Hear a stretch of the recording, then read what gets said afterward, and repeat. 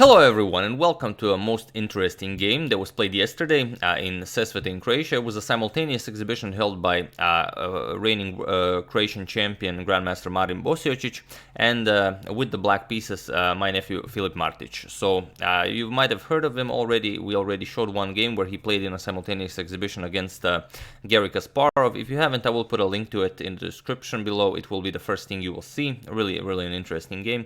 And also I will put also below that a game where Filip's father Goran Martić played against Gary Kasparov, so if you haven't seen that, do check it out as well. So that being said, let's check out the game. And also I've seen in the previous video, whenever I'm doing a simultaneous exhibition video, yes, the person holding the simultaneous exhibition always has the white pieces on all boards, so just to set that straight. So Marin opens with knight to f3. The Reti opening is on the board. Filip replies with knight f6. We have c4, c5, so going symmetrical, and g3. We have knight to c6 by Filip, bishop to g2, and now b6. Filip is now preparing to fianchetto the light square bishop to counter Marin's light square bishop. We have castles, and now bishop to b7. So this is fairly standard stuff. Knight to c3. We have e6 and now b3. Marin prepares to fianchetto the dark square bishop as well. We have bishop to e7 by Filip and now bishop to b2, fianchettoing the other bishop as well.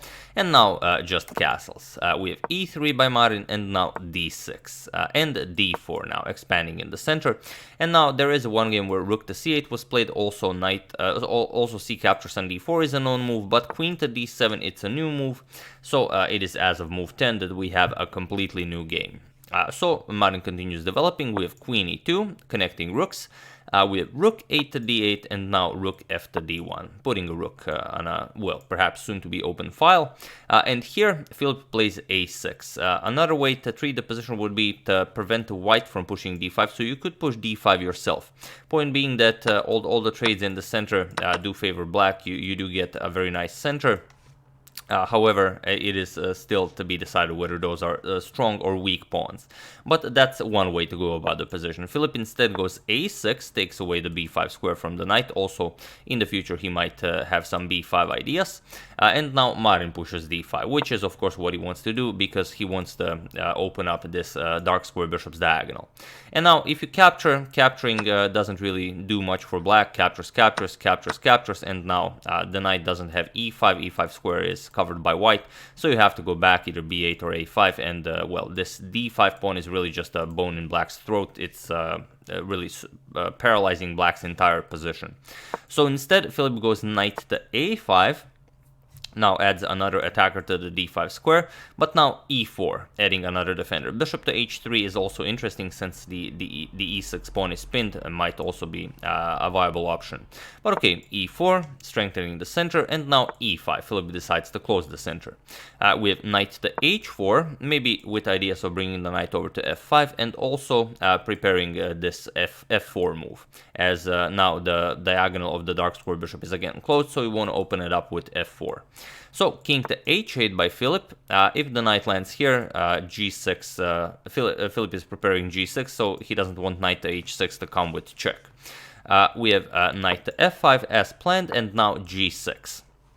So what do you play? Here Bosiočić grabs the bishop with knight captures on e7, queen captures, and now f4. So this is makes perfect sense. This will open up the bishop's diagonal. Black can never capture as the king is on h8. We have knight back to d7 now. Now if Marin captures, Filip wants to bring a knight to e5, play king back to g8, unpin, and well, just continue playing the game.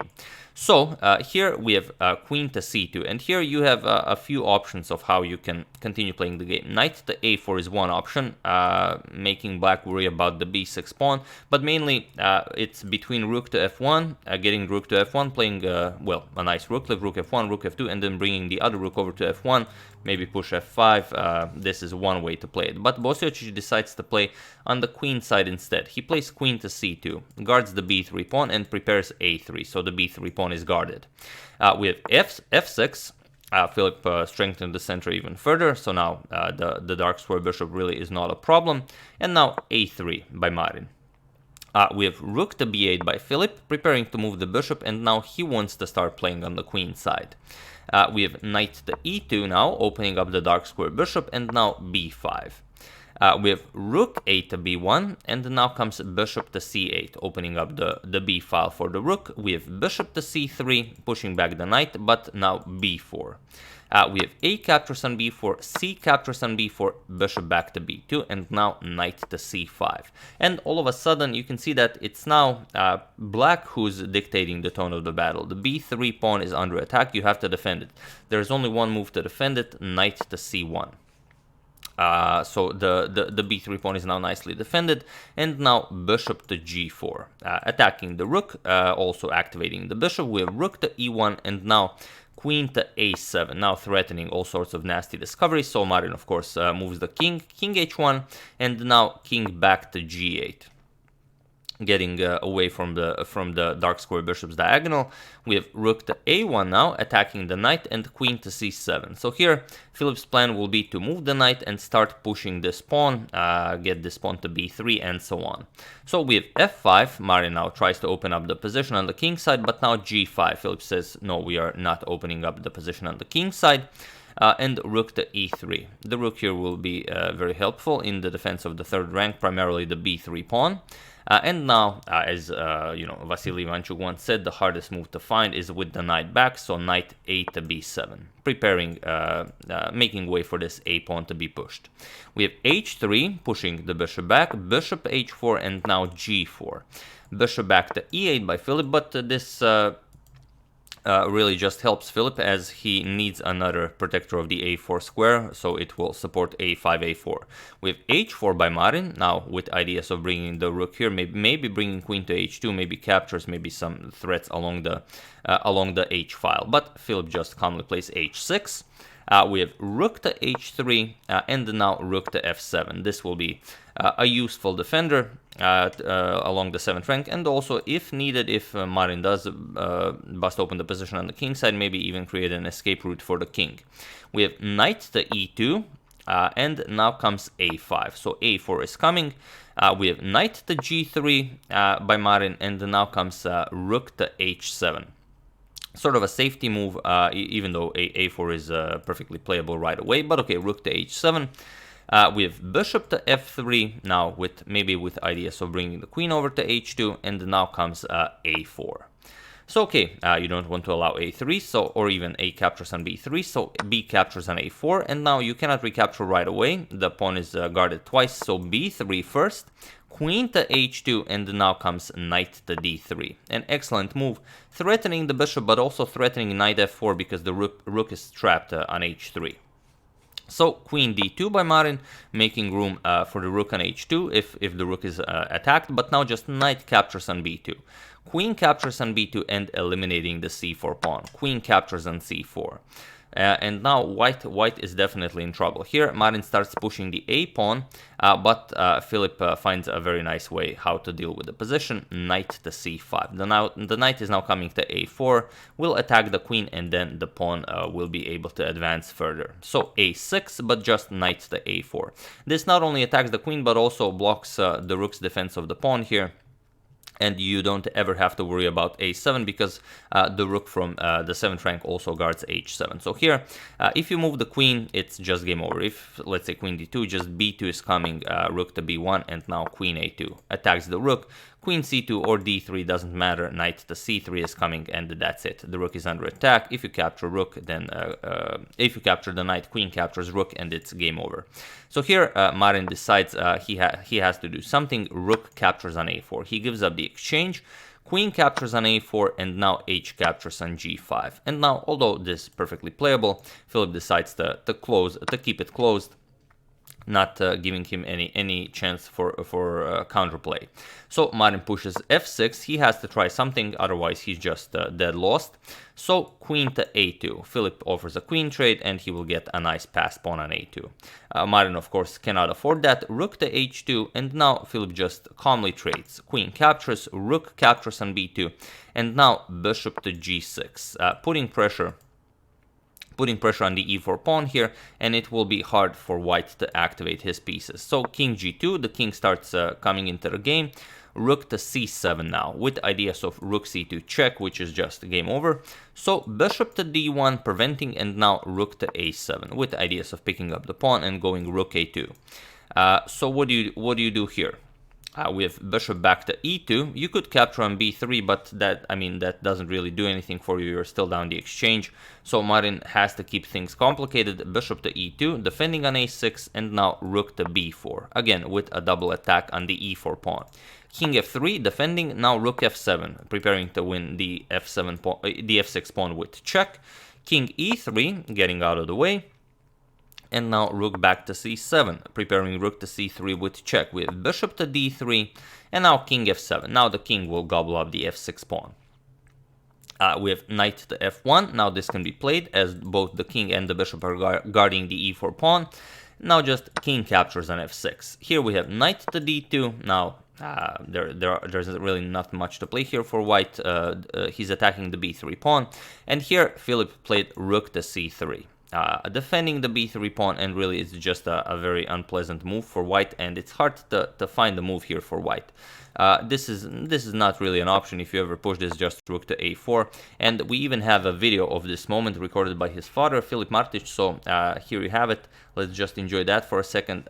Here you will see how difficult the position is, and how long it took for Marin to find even what to play in this position. So here's the video. Let's just enjoy it.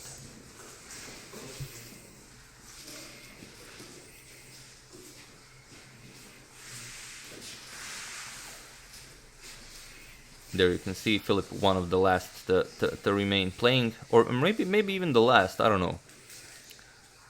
But yeah, it's a really complicated position. You can see Filip just played rook to c3, and there's just no move to be played. So really exciting stuff.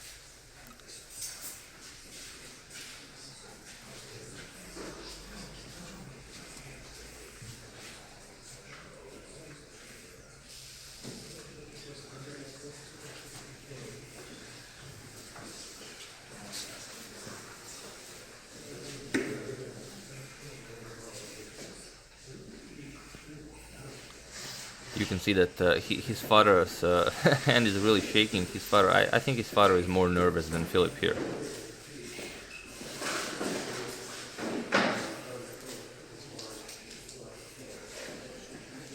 But yeah, not an easy position to make a move.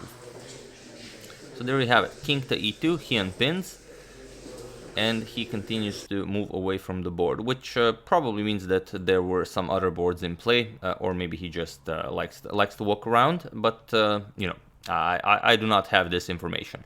But okay, king to e2 was played, and now comes rook back to c7 by Filip. Here, a lot of moves were possible here instead of rook c7, but Filip knows that this will not do anything for white, and he still has this position.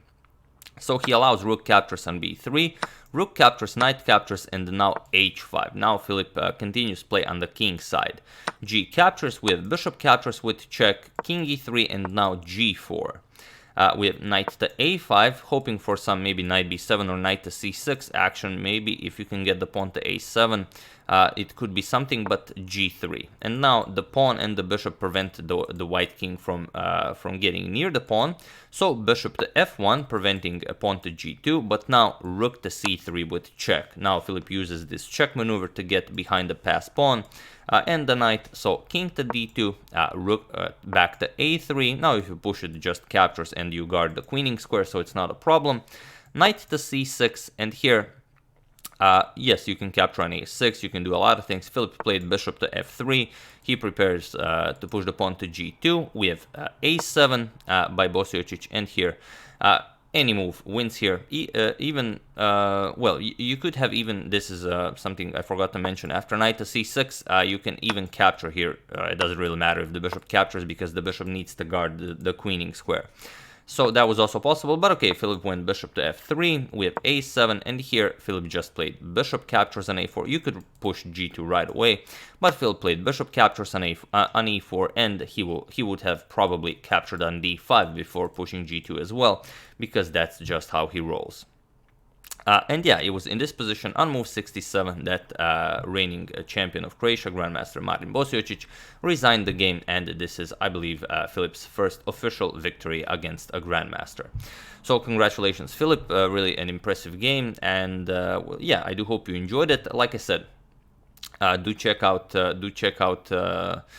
Filip's game against Garry Kasparov. If you haven't, it will be the first link in the description below. And also, if you have the time, check out Filip's father's game against Garry Kasparov, because that's also very, very interesting. So yeah, congratulations once again to Filip. So far, I was able to beat Filip every time I played him in our club championship, but I don't know, next time it might be a real mess. So we'll see how it goes. So yeah, that's the game. I do hope you enjoyed it. I would like to thank Stephen Merchant, Andrew Mahowald, and Matthew Miller for your contribution to my channel. Thank you a lot. I really appreciate it. As usual, you can check 2 of my previous videos here. Thank you all for watching, and I will see you soon, continuing the coverage of the Morphe saga, of course, the Tata Steel Masters Edition, and the Women's World Chess Championship, and of course, checking up on your wonderful suggestions. So thank you all. I will see you soon, and have an excellent rest of your day.